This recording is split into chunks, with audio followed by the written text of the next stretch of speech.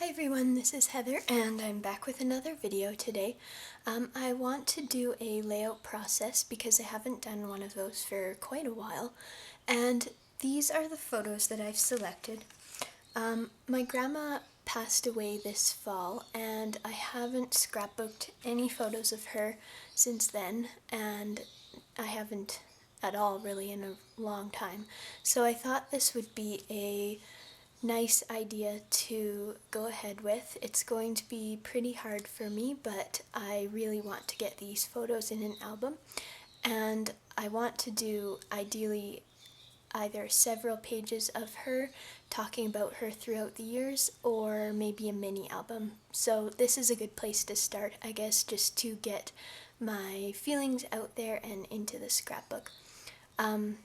She did have Alzheimer's, so a word that I have always associated with her is remember, and I guess it's because when she began to forget things, people would always ask her, "Do you remember when this happened?" And I heard that word a lot around her.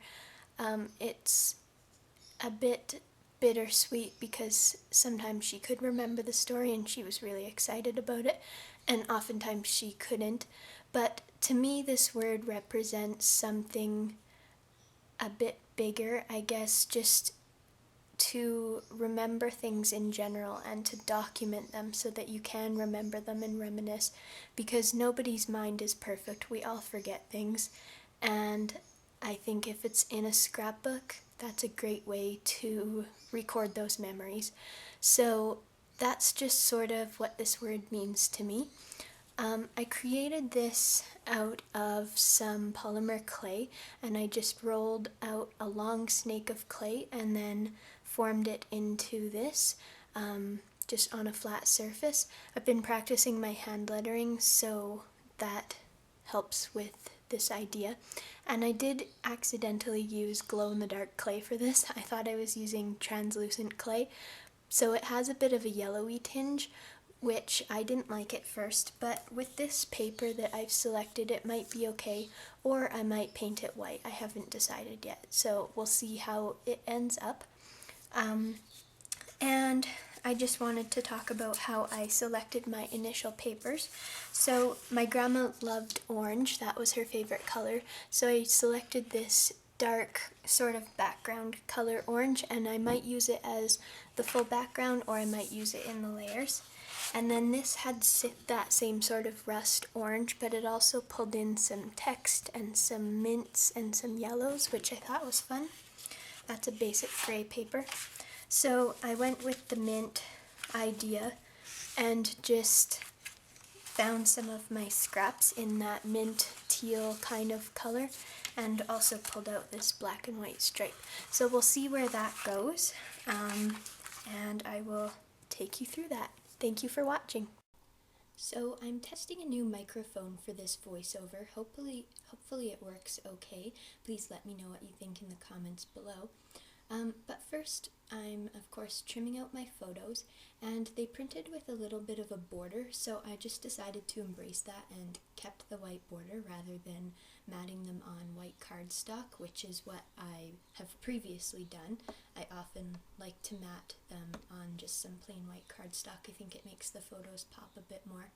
So here you can see I'm just playing around with the layout, and I tried to do a vertical layout, and I tried it a few different ways, but I just really liked it side by side because the remember title that I created kind of matches the width of the two photos side by side, so I liked that. And I did decide after all that I wanted to paint this white, so that's what I'm doing here, just using some acrylic paint. And I think the reason I did this was the color of this sort of made me think of pasta, and it looked like one spaghetti strand just made into a word, which would be cool if you were doing like a cooking themed page, but not so much for what I was going for.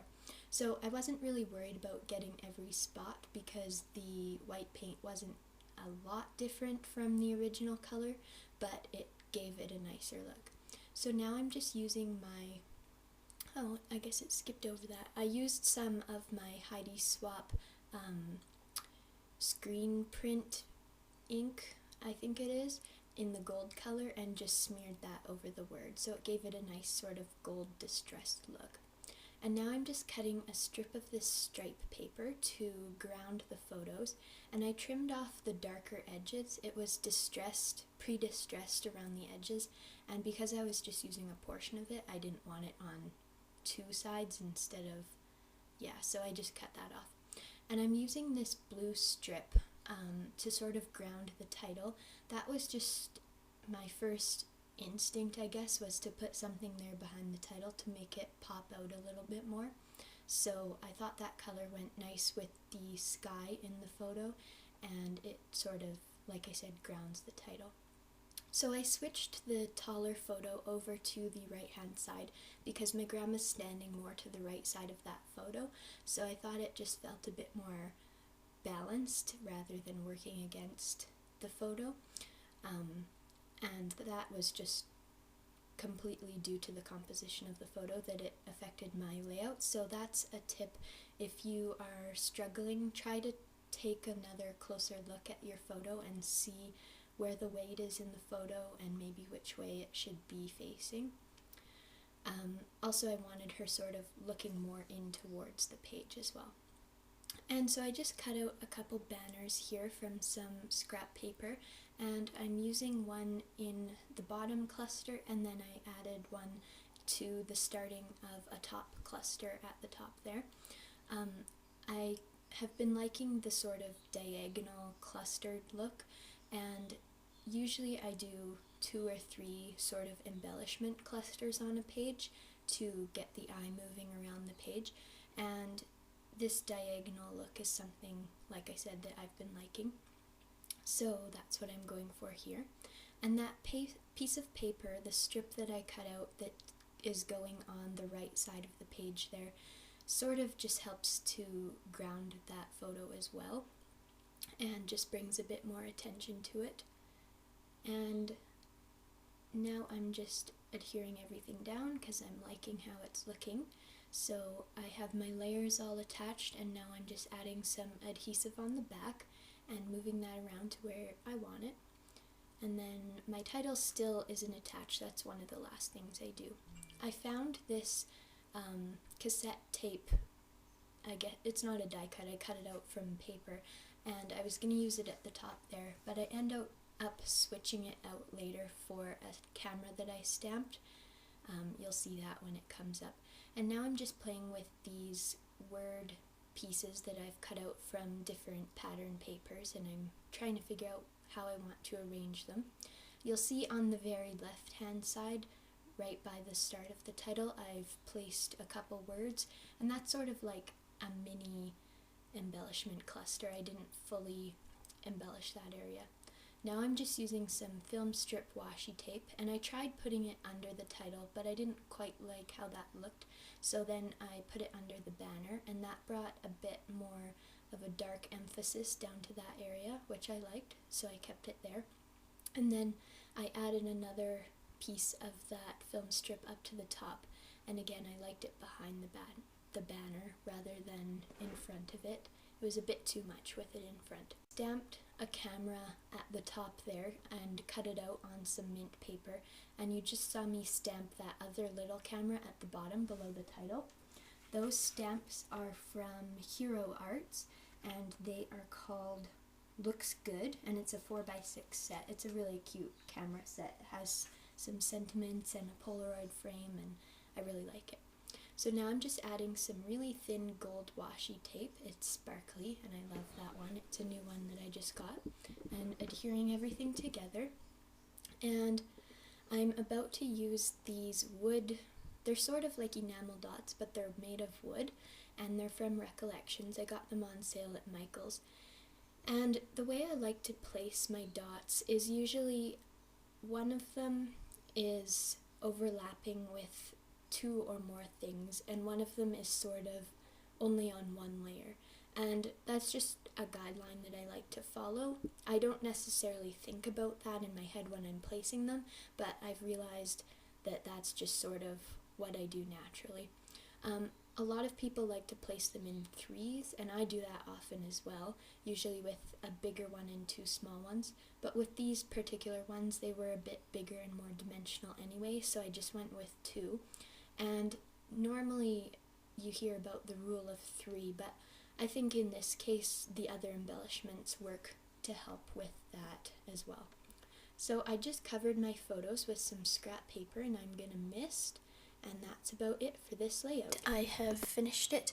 The journaling was really hard for me to write, so I have a few suggestions if you are journaling about something hard for you. What I did was I just opened a note on my phone and typed out what I wanted to say prior to, so that I could make sure the grammar and punctuation was correct and that I was saying what I wanted to say. Generally, I just wing it and write whatever I'm feeling, but with this, because it's so important to me, I really wanted to plan out what I was going to say. So that's one idea. Another idea is to use an erasable pen, or even journal everything in pencil first and go over it in pen. I started off with an erasable pen, but it wasn't showing up as good as I wanted to, so I just used a felt marker for it, or a journaling pen, not a marker. And I did make an error here, but it's hard to tell. I disguised it well. I had to scratch it off, and the core of the paper is white, so I just used some distressing to go over that, and you can tell, but I don't know if it's very obvious, so I think it's okay. And the paper background is grungy, so it's fine with me. So those are a couple ideas if you're writing journaling that's hard for you. Another thing I did was actually penciled out lines to write on so that my writing was straight instead of winging it. So those are all things I normally don't do, but because I was maybe a little flustered and stressed about writing this, I just wanted to make it as easy as possible for myself. So that's my tips for journaling. And I hope that you enjoyed this process video. Thank you so much for watching. If you did like it and want to see more videos, give me a thumbs up, leave me a comment about what you liked, and even subscribe if you're interested. I would love that. And if you want to see more of my work, I will have detailed photos of this on my blog, and the link is in the description below. If you want to see other things, go check me out on Instagram and Pinterest. I'm StayBeautiful84 over there on both of those as well. So again, thank you so much for watching, and I hope you have a great week. Bye-bye.